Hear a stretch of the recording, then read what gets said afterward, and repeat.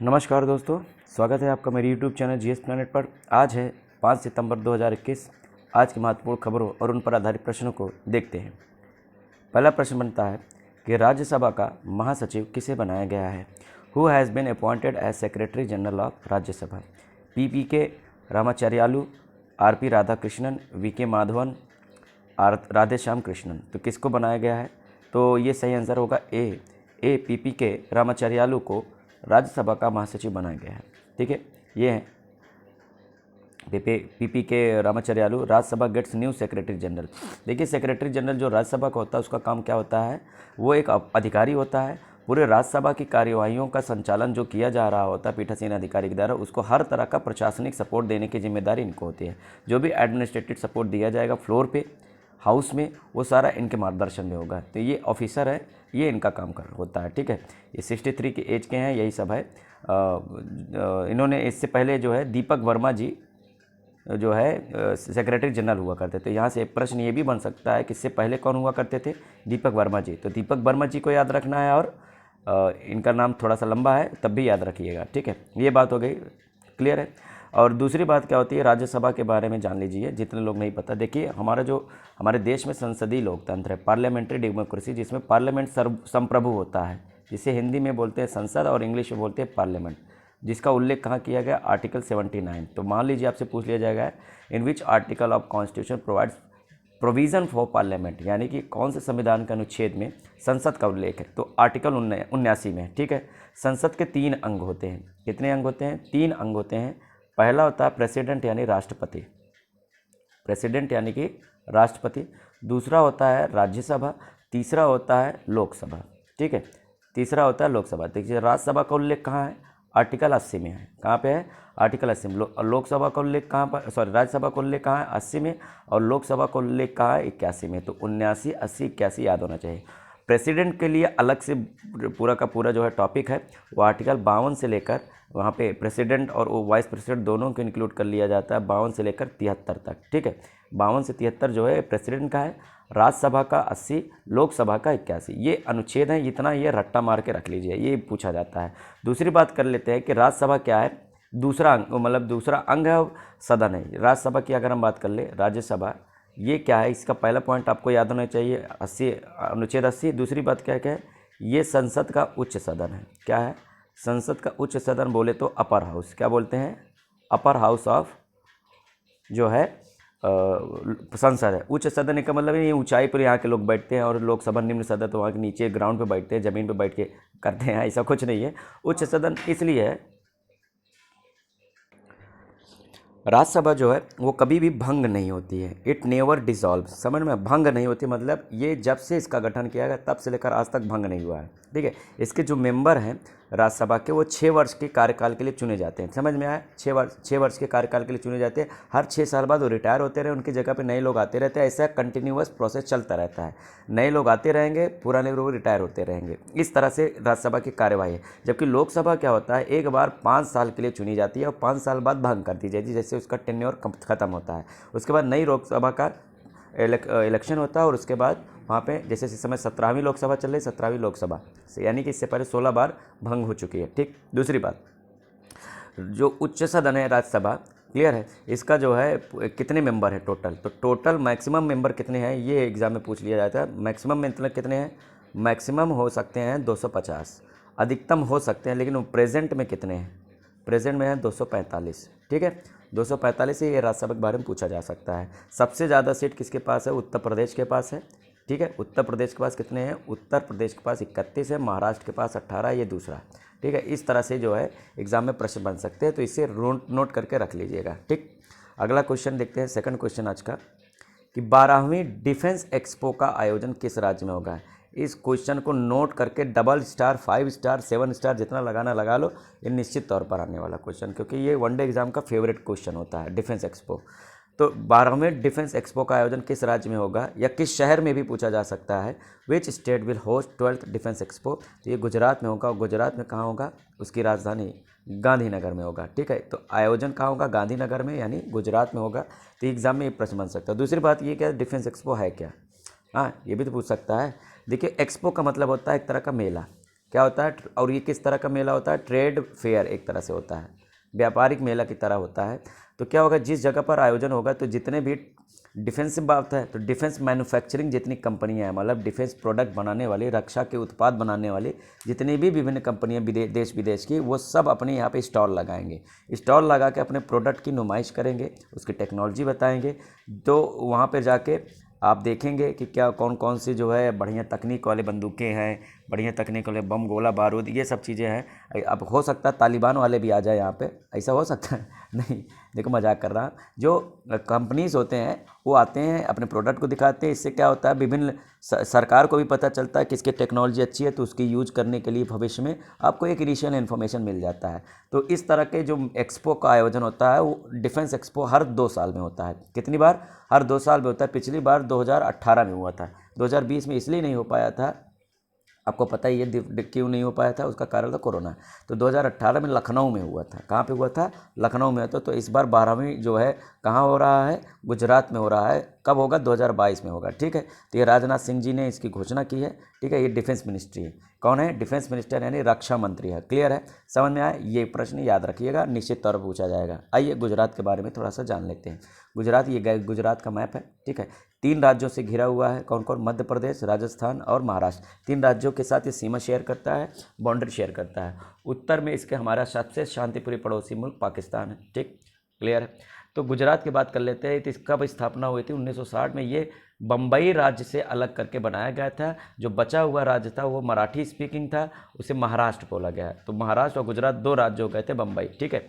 तो गुजराती स्पीकिंग वाले गुजरात हो गए। तो गांधीनगर इसकी क्या है, कैपिटल है। बहुत सारे लोग अहमदाबाद समझते हैं, जबकि अहमदाबाद नहीं है, गांधीनगर है। यहाँ के गवर्नर कौन है, आचार्य देवव्रत। यहाँ चीफ मिनिस्टर नहीं लिखा है, चलो चीफ मिनिस्टर यहाँ पे कौन है, ये है विजय रूपानी जी। कौन है, विजय रूपानी जी यहाँ के चीफ मिनिस्टर है, ठीक है। रूपानी का चप्पल आता है, हाँ ठीक है, उसी तरह से विजय रूपानी जी यहाँ के चीफ मिनिस्टर। नेशनल पार्क की बात कर लें तो यहाँ पे बहुत ही फेमस नेशनल पार्क है गिर। गिर जो नेशनल पार्क है वो किस चीज़ के लिए फेमस है, एशियाई शेरों के लिए फेमस है, एशियाटिक लायन। एग्जाम में पूछ लिया, भारत का एकमात्र नेशनल पार्क जहाँ एशियाई शेर पाए जाते हैं, तो ये कहाँ पर पाया जाता है, गिर नेशनल पार्क में, गुजरात में, ठीक है। यहाँ पर बात करें तो यहाँ बायोस्फीयर रिजर्व की बात करें तो एकमात्र बायोस्फीयर रिजर्व है कच्छ। क्या है, कच्छ, समझ में आया, कच्छ। कच्छ का जो रेगिस्तान है भारत का, ये नमक का रेगिस्तान है, ज़बरदस्त पूछा जाता है। और वर्ल्ड हेरिटेज साइट यानी विश्व विरासत स्थल में अहमदाबाद सिटी है। उसके बाद धौलावीरा। धौलावीरा अभी भारत की जो है लेटेस्ट ऐड होने वाली वर्ल्ड हेरिटेज साइट में, लिस्ट में लेटेस्ट ऐड होने वाली जगह है। उसके पहले रानी वाव, रानी के बाद 2014 में ऐड हुआ था। अहमदाबाद सिटी जो है 2018 के आसपास ऐड हुआ था, और 2018-19 में हुआ था। धौलावीरा जो है अभी ऐड हुआ है 2021 में, ठीक है।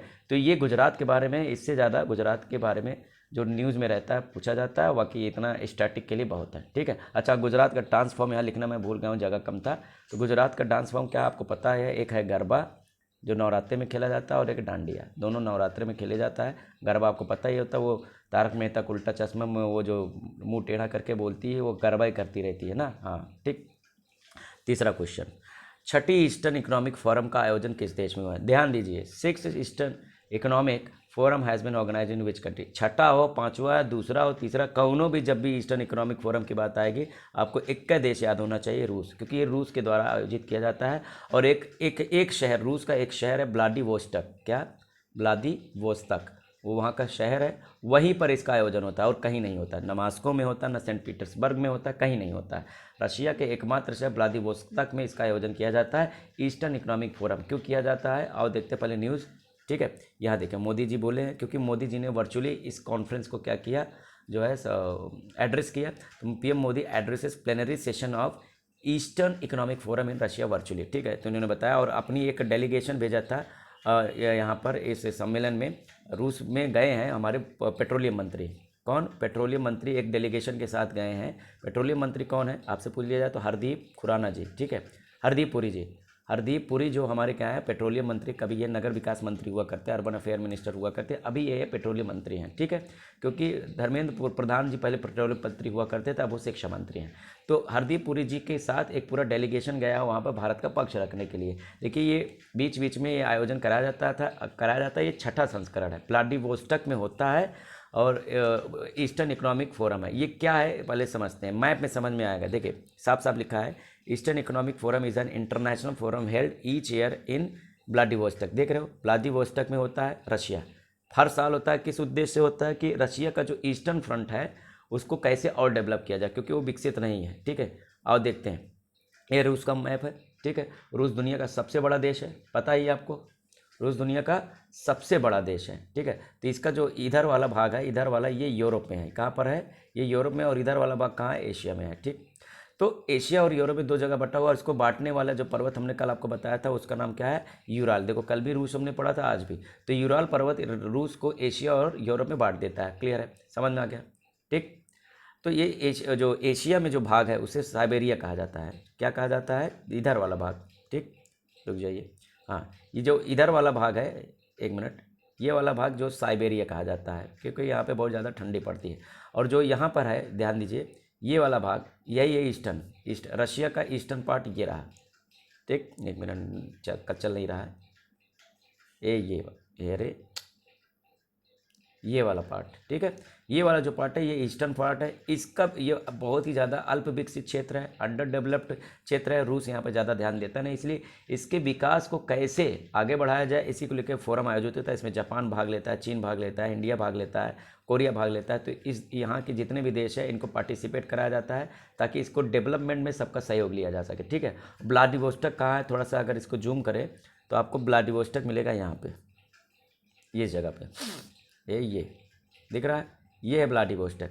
और आपको बता दें कि पिछले साल जब फिफ्थ इकोनॉमिक जब 2019 में हुआ था, क्योंकि पिछली बार तो कोरोना 2 साल से लग रहा हुआ है, तो फिफ्थ जो ईस्टर्न इकोनॉमिक फोरम हुआ था उसमें एक घोषणा की गई थी जल्द। ये जो व्लादिवोस्टक शहर है और यहाँ भारत का हमारा चेन्नई शहर है। क्या? चेन्नई शहर है। चेन्नई और व्लादिवोस्टक को समुद्र के मार्ग से जोड़ा जाएगा, जो है मैरीटाइम रूट बनाया जाएगा। क्या? मैरीटाइम, एक समुद्री रूट बनाया जाएगा। इससे क्या होगा? भारत और रूस के बीच में व्यापार को बढ़ावा दिया जाएगा। तो एग्जाम में ये भी पूछा जा सकता है कि चेन्नई व्लादिवोस्टक जो समुद्री मार्ग है वो किसके नेतृत्व में जो है डेवलप किया जा रहा है? तो भारत और रूस के नेतृत्व में डेवलप किया जा रहा है। तो ये व्लादिवोस्टक है और ये क्या है? चेन्नई है। दोनों को समुद्री मार्ग से डेवलप किया जा रहा है। क्लियर है, समझ में आ रहा है? हाँ, तो ये था रूस। बाकी रूस के बारे में और कुछ जानना हमने आपको बताया था। रूस दुनिया का सबसे बड़ा देश है क्षेत्रफल के हिसाब से। यहाँ की राजधानी मॉस्को है। यहाँ के राष्ट्रपति का नाम व्लादिमीर पुतिन है। करेंसी यहाँ की क्या है? रूबल है। इंपॉर्टेंट यहाँ के माउंटेन रेंज कौन है? यूराल, जो कि 2 भागों में बांटती है, यूरोप और एशिया के भाग में। इंपॉर्टेंट पीक क्या है यहाँ पे? एल्ब्रुस, जो कि हाईएस्ट है यूरोप का, यहाँ पर एग्जैक्टली यहाँ पर है। तो यूरोप की सबसे ऊंची चोटी एल्ब्रुस भी रशिया में ही पाई जाती है। उसके बाद लेक अगर बात करें यहाँ की इंपॉर्टेंट कौन सी है? बैकाल। ये दिख रहा है, ये बैकाल लेक एक दुनिया की सबसे गहरी झील है, डीपेस्ट लेक है। ठीक है, इसके अलावा यहाँ पे एक नदी बहती है जिसका नाम है वोल्गा। क्या? वोल्गा, जो कि यूरोप की सबसे बड़ी नदी है, लार्जेस्ट रिवर इन यूरोप। ठीक है, तो ये इतना रशिया से पूछा जाता है। अगला आज का क्वेश्चन, चौथा, बहुत ही ज़्यादा इंपॉर्टेंट क्वेश्चन है। टाइम्स ग्लोबल यूनिवर्सिटी रैंकिंग 2022 के अनुसार किस भारतीय संस्था ने टॉप 350 में जगह बनाई है? मतलब समझ रहे हो, हम टॉप 100 में भी नहीं है, हमारा कोई इंस्टीट्यूट 350 में है, 301वें स्थान पे है। तो कौन सा ऐसा इंस्टीट्यूट है? तो वो है IISc बेंगलोर, यानी Indian institute of science. Indian institute of science जो कि बेंगलोर में है, वो भारत की तरफ से हाईएस्ट रैंकिंग वाला यूनिवर्सिटी है या इंस्टीट्यूट है। कहाँ पर? टाइम्स ग्लोबल यूनिवर्सिटी रैंकिंग जो 2022 में जारी की गई है। क्लियर है? इसी से रिलेटेड एक और प्रश्न है कि इस रैंकिंग में टॉप का यूनिवर्सिटी कौन शामिल कौन जो है घोषित हुआ है? तो वो है ऑक्सफोर्ड यूनिवर्सिटी, जो कि यूके में है, लंदन में है ऑक्सफोर्ड यूनिवर्सिटी। इसके अलावा ये सब भी है इंपॉर्टेंट। ठीक है, लेकिन जो है ऑक्सफोर्ड ने टॉप किया। पूरी दुनिया में किसने टॉप किया है? ऑक्सफोर्ड। और भारत की तरफ से नंबर 1 पे कौन पहुंचा? IISc। और IISc पूरी दुनिया में कौन से रैंक पे है? 301 में है। ठीक है, 301 में। बड़े से बड़े जो इंस्टीट्यूट है पीछे रह गए हैं। क्लियर है? और न्यूज़ देख लेते हैं, ये न्यूज़ है आपको। ठीक है, किसके द्वारा जारी होता है? टाइम्स के द्वारा। ध्यान दीजिए, कंफ्यूज मत हो जाए। एक और यूनिवर्सिटी रैंकिंग जारी होती है QS के द्वारा। QS भी एक संस्था है जो रिपोर्ट जारी करती है। जब वो रिपोर्ट आ जाएगा तब तब देखेंगे। तो एक टाइम्स की रिपोर्ट हो गई और एक QS की रिपोर्ट हो गई। दोनों वर्ल्ड यूनिवर्सिटी को के रैंकिंग को देखते हैं। समझ में आया? दोनों देखते हैं। तो टाइम्स का आएगा तो टाइम्स वाला बताना है, QS आना तो QS वाला बताना है। ठीक है, हाँ। और बात कर ले भारत की जो टॉप 3 इंस्टीट्यूट है, कौन सा है? IISc बेंगलोर 301वें रैंक पे है। इंडियन इंस्टीट्यूट ऑफ टेक्नोलॉजी रोपड़ ये 351वें रैंक पे है, देख रहे हो 400 में से 351वें रैंक। IIT इंदौर 401वें रैंक पे है। तो इतना जो है पीछे है हमारे यूनिवर्सिटीज़ या इंस्टीट्यूट पूरे दुनिया के लेवल में। दुनिया के टॉप 5 में अगर देख लें तो यूनिवर्सिटी ऑफ ऑक्सफोर्ड दूसरे पे, कैलिफोर्निया इंस्टीट्यूट ऑफ टेक्नोलॉजी, फिर हार्वर्ड यूनिवर्सिटी, स्टैनफोर्ड यूनिवर्सिटी और क्या कहते हैं कि यूनिवर्सिटी ऑफ कैम्ब्रिज, ये जो है 5 टॉप 5 रैंकर है। आपको इतना नहीं याद रखना, केवल भारत की नंबर 1 कौन सा याद रखना, विश्व की नंबर 1 याद रखना है, ठीक है। तो ये आज की रिपोर्ट हो गई। आज हमने 5 क्वेश्चन डिस्कस किए, ठीक है। इसके अलावा जो भी और भी क्वेश्चन थे वो मैं कल देख लूँगा, ठीक है। आज इतना ही, ठीक है। PDF आपको हमेशा की तरह मिल जाएगा, कहाँ पे, डिस्क्रिप्शन में मिल जाएगा। और कोई डाउट हो ज़रूर बताइएगा, टेलीग्राम पे आप मैसेज कर सकते हैं। थैंक यू ऑल, आज के लिए इतना है।